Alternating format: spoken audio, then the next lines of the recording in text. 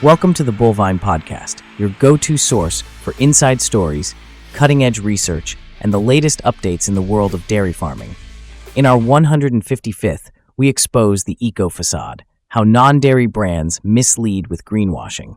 So please grab a glass of milk, sit back, and let's get started with this episode. Welcome back to the Bullvine Podcast, where we're not afraid to call out the bull in the dairy industry. I'm Bella, and with me, as always, is Douglas.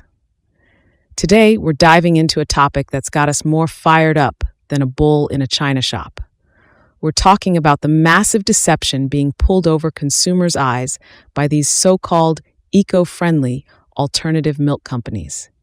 You know, the ones stealing money right out of hardworking dairy farmers' pockets while destroying generations of farming legacy. Well, folks, we've got the receipts. The UK's advertising watchdog just caught one of the biggest players with their hand in the cookie jar, and what they found is going to make your blood boil. Let's start with the great Oatly scandal of 2021.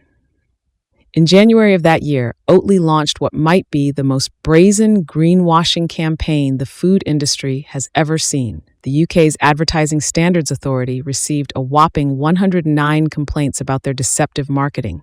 Can you believe the audacity of these guys? They claim their products generated 73% less CO2e versus milk. Turns out that was a carefully crafted manipulation. They cherry-picked data from just their Barista Edition while implying it applied to all their products. But that's not even the worst part. Their campaign featured children confronting their fathers about drinking cow's milk, flashing supposedly earth-shattering statistics. They claimed that the dairy and meat industries produce more CO2e than all the world's transportation combined. Planes, trains, cars, and boats. Talk about a load of bull. The ASA investigation revealed they deliberately excluded significant transport portions of emissions while counting every aspect of dairy production. They're not just lying, they're manipulating data to fit their narrative. It's absolutely disgusting. You're right, Bella. It's infuriating to see these companies get away with such blatant deception. But while we're on the topic of environmental impact, let's talk about the California water crisis these alternative milk brands don't want you to know about. You know, the one they conveniently leave off their eco-friendly packaging? Between 2004 and 2021, California's almond orchards exploded from 640,000 to 1.64 million acres. That's a lot of almonds, and it's created an unprecedented strain on California's water resources. Almonds now consume 4.9 to 5.7 million acre-feet of water annually. For our listeners who might not know, that represents up to 17% of California's total agricultural water use. These orchards now use roughly the same water as all California households combined. It's insane. The consequences for rural communities are dire. As drought conditions worsen, these corporate farms are increasingly tapping into groundwater reserves, often the only source of drinking water for many Californians. Wells are running dry in rural communities while big almond corporations keep pumping. It's a water crisis that's tearing apart rural communities, and you can bet these alternative milk companies aren't putting that on their cartons. But the deception doesn't stop there. Let's talk about Alpro's failed attempt at greenwashing. In October 2021, Alpro launched their Good for the Planet campaign. They plastered buses with ads claiming their products were your recipe to a healthier planet. More lies, of course. The UK's advertising watchdog banned the campaign after discovering Alpro couldn't demonstrate the full environmental impact across its product lifecycle. These companies really think consumers are idiots, don't they? When challenged, Alpro tried arguing that consumers would understand their vague eco-friendly messaging. Well, that didn't work out too well for them. The ASA didn't buy it, ruling that their environmental claims were ambiguous and could be interpreted in multiple misleading ways. It's about time someone called them out. You're absolutely right, Douglas. It's high time we expose the real impact of all this deception. The numbers are shocking. According to an investigation by the Changing Markets Foundation, almost half of consumers regularly choose products with environmental labels, and you can bet they're paying premium prices for these supposedly green products. In fact, 1 in 3 consumers are. But here's the kicker. only 15% of sustainability claims about meat and dairy products are trustworthy. So these companies aren't just lying, they're profiting from people's good intentions. A staggering 42% of UK consumers admit they've been tricked into buying products with false eco-friendly claims, paying premium prices for empty promises. It's a corporate shell game, and consumers are the ones losing. And while these corporations are raking in the cash, what's happening to real dairy farmers? It's devastating.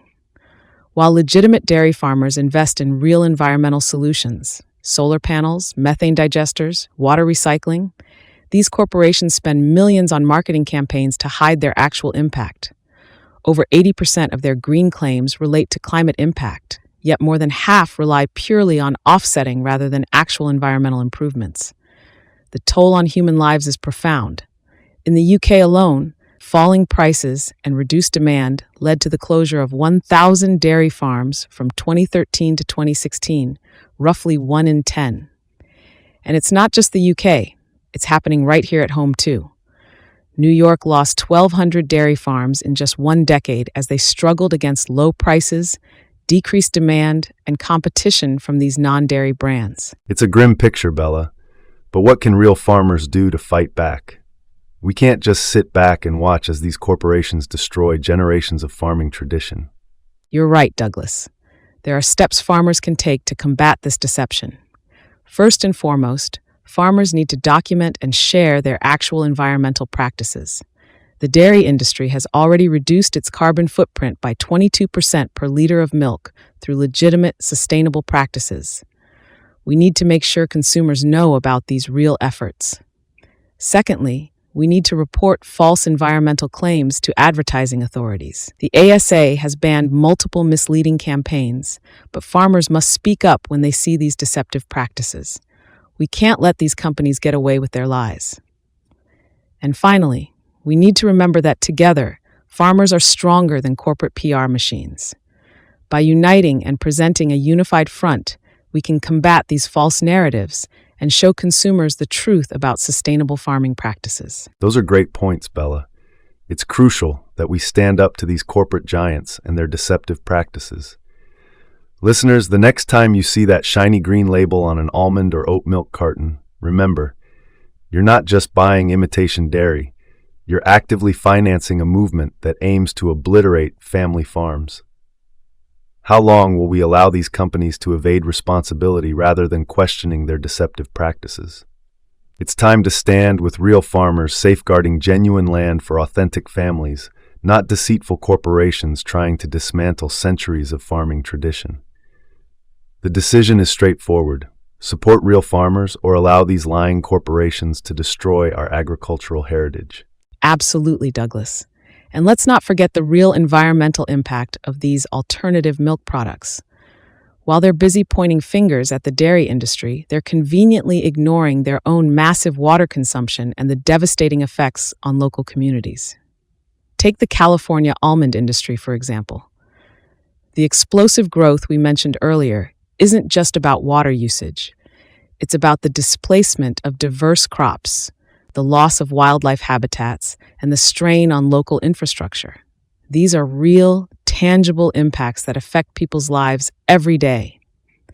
And what about the carbon footprint of shipping these products around the world, or the plastic packaging that ends up in our oceans?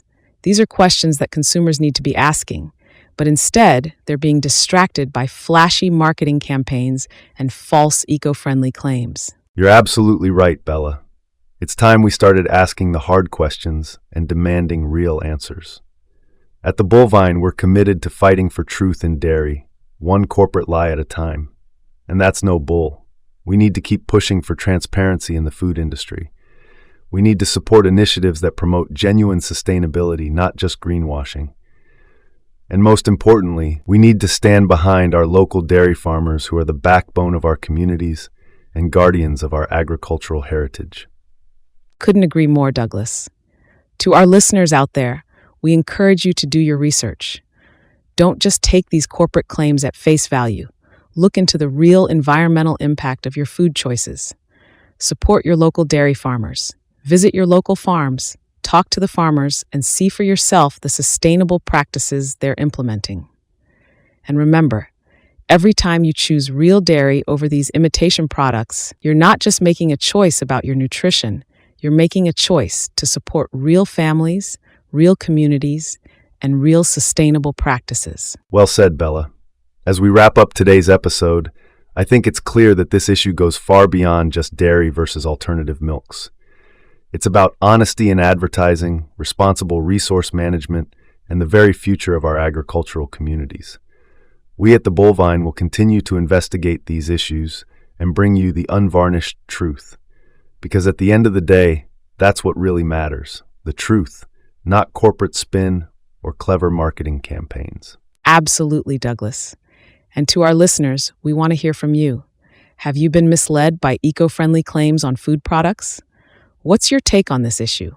Let us know on our website or social media channels. And that's all for today's episode of the Bullvine Podcast. Remember to subscribe, rate, and review us wherever you get your podcasts.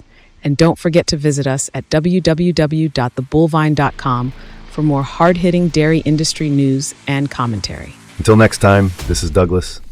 And Bella signing off.